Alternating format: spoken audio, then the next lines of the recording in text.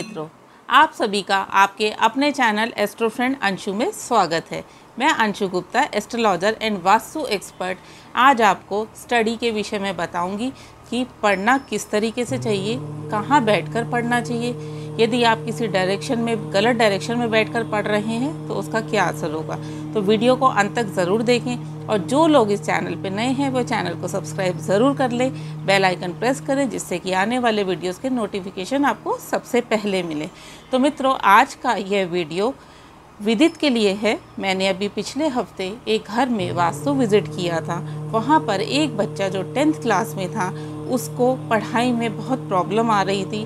वो कहता है मैम मैं 8 से 10 घंटे पढ़ता हूँ पर मुझे वो रिज़ल्ट नहीं मिल पाता, मैं जो याद करता हूँ मैं भूल जाता हूँ। तो विदित, ये वीडियो आपके लिए है, ध्यान से देखिए।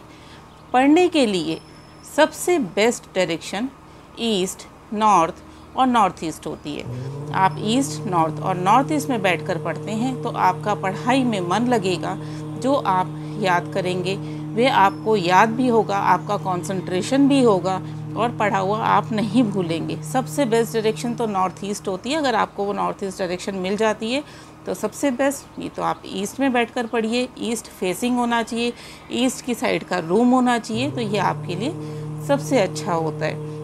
अब मैं आपको बताऊंगी कि यदि आप किसी और डायरेक्शन में बैठ के पढ़ते हैं, जैसे कि आप नॉर्थ वेस्ट में आपका रूम है, स्टडी रूम आपका नॉर्थ वेस्ट में है, और या आप नॉर्थ वेस्ट में आपकी स्टडी टेबल है, अगर आप इस डायरेक्शन में बैठ के पढ़ेंगे तो आपका पढ़ाई में बिल्कुल भी मन नहीं लगेगा। आप कंसंट्रेट नहीं कर पाओगे, जो भी आप लर्न करोगे वह आप भूल जाओगे। तो नॉर्थ वेस्ट डायरेक्शन का रूम हो या नॉर्थ वेस्ट डायरेक्शन के में स्टडी टेबल हो, तो ऐसे में आपका पढ़ाई में मन नहीं लगेगा। यदि आपका room, study room south east में हो या आपकी स्टडी टेबल साउथ ईस्ट में हो, तो ऐसी परिस्थिति में भी आपका पढ़ाई में मन नहीं लगेगा। ऐसी स्थिति में बच्चे को गुस्सा बहुत आएगा, वह किसी की बात नहीं सुनेगा, अपनी मनमानी करेगा और उसका पूरा फोकस स्टडीज़ पर भी नहीं हो पाएगा। तो साउथ ईस्ट की डायरेक्शन में भी बैठकर नहीं पढ़ना चाहिए। यदि आपका रूम साउथ ईस्ट में है तो उसके नॉर्थ ईस्ट में आप स्टडी टेबल डाल दीजिए।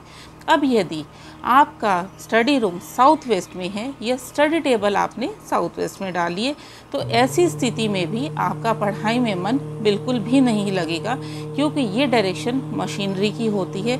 तो यहाँ पर बैठकर पढ़ने वाला बच्चा ज़्यादातर समय अपना गैजेट्स में बिताएगा, यानी कि मोबाइल बहुत देखेगा, लैपटॉप देखेगा, स्टडीज़ पे उसका ध्यान नहीं रहेगा। वो नए नए बहाने ढूंढेगा कि मुझे पढ़ना है तो मुझे लैपटॉप पे पढ़ना है या मोबाइल में मुझे सर्च करना है, तो उसका पढ़ाई में मन नहीं लगेगा।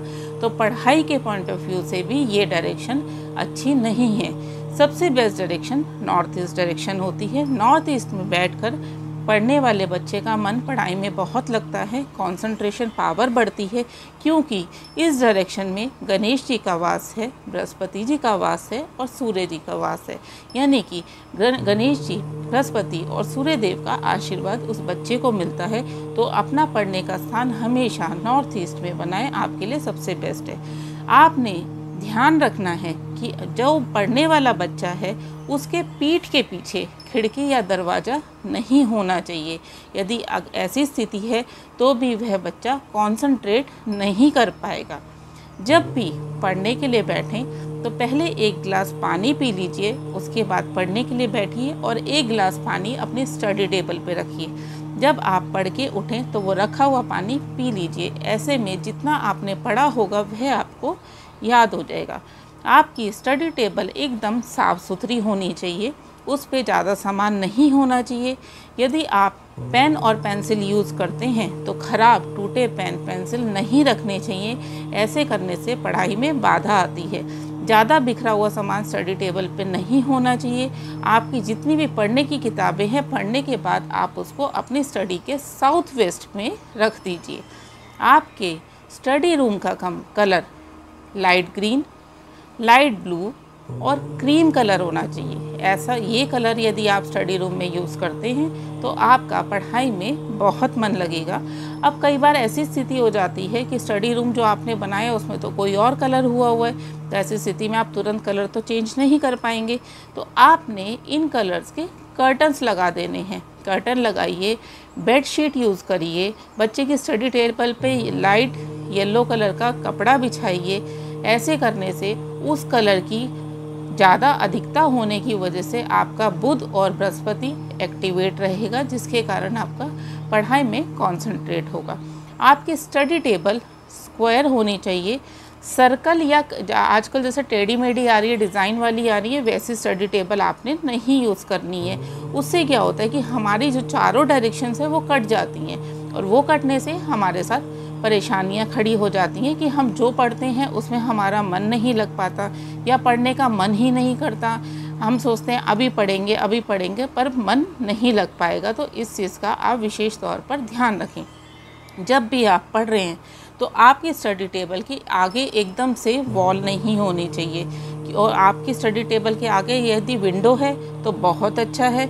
आपके राइट और लेफ़्ट पे भी विंडो नहीं होनी चाहिए, क्योंकि उससे एनर्जी डायरेक्ट आपको अटैक करती है। तो आपको ध्यान रखना है कि यदि आपकी पीठ के पीछे कोई दरवाज़ा है तो वह भी आपके लिए नुकसानदेह है। ऐसी स्थिति में आप कुछ चेंज नहीं कर सकते, तो आप अपनी चेयर बड़ी कर लीजिए जो आपके सर तक आए। आपको बैक में बेस मिलना बहुत ज़रूरी है, जिसके कारण आपको कोई भी प्रॉब्लम नहीं आएगी, पढ़ाई में कंसंट्रेट बढ़ेगा, कंसंट्रेशन होगा।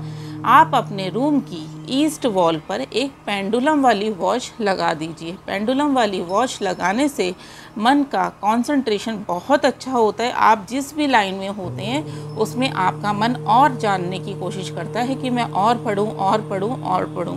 तो ईस्ट की वॉल पर पेंडुलम वाली वॉच लगाना बहुत ज़रूरी है।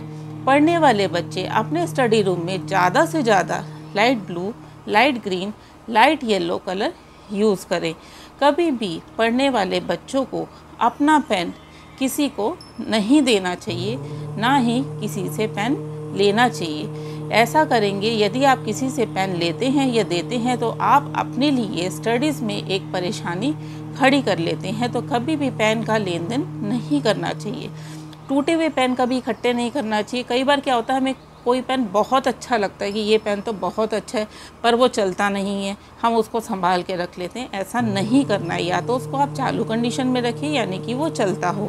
अगर वो नहीं चलता है तो उसको रखने से आपकी पढ़ाई में बाधा आएगी। सूर्य को जल देना पढ़ने वाले बच्चों के लिए बहुत अच्छा रहता है। एक तांबे के लोटे में जल डालिए, उसमें चुटकी भर रोली डालिए, चुटकी भर चावल डालिए और चुटकी भर गुड़ डालिए, और उस जल को आपने रोज़ सुबह सूर्य को देना है और ओम सूर्याय नमः मंत्र का मन ही मन में जाप करना है। जल देते समय ध्यान रखिए कि वे जल आपके सर के ऊपर से धार आनी चाहिए। ऐसा करिए, और उसका जो जल का पानी है वो आपके पैरों पर नहीं पड़ना चाहिए। इस चीज़ का आपको विशेष तौर पर ध्यान रखना है। या तो आपके घर के आगे कोई गार्डन है कि वो जल गार्डन में जा रहा है तो ठीक है। यदि आप बालकनी से दे रहे हैं या छत पे से दे रहे हैं तो कोई बर्तन आगे रख लीजिए, बाद में उस जल को किसी पौधे में डाल दीजिए। सूर्य को आप जितना जल देंगे उतना आपका पढ़ाई में मन लगेगा, ध्यान लगेगा। आदित्य हृदय श्लोक का पाठ भी आप कर सकते हैं। ओम बुद्ध बुद्धाय नमः मंत्र का जाप कर सकते हैं, उससे आपका बुध स्ट्रांग होगा। पढ़ने वाले बच्चों को हमेशा पढ़ने से पहले 11 बार गायत्री मंत्र का जाप ज़रूर करना चाहिए। आप करके देखिए इन उपाय को, आपको सफलता ज़रूर मिलेगी। तो मित्रों, वीडियो को लाइक ज़रूर करें, कमेंट करें, ज़्यादा से ज़्यादा शेयर करें, क्योंकि बहुत बच्चे ऐसे हैं जिनको पढ़ाई में इस समय प्रॉब्लम आ रही है। तो ज़्यादा से ज़्यादा शेयर करें जिससे कि उनकी भी परेशानियां दूर हों। चैनल को सब्सक्राइब करना ना भूलिएगा, बेल आइकन प्रेस ज़रूर करिएगा, ऑल पे क्लिक करें। जय माता दी।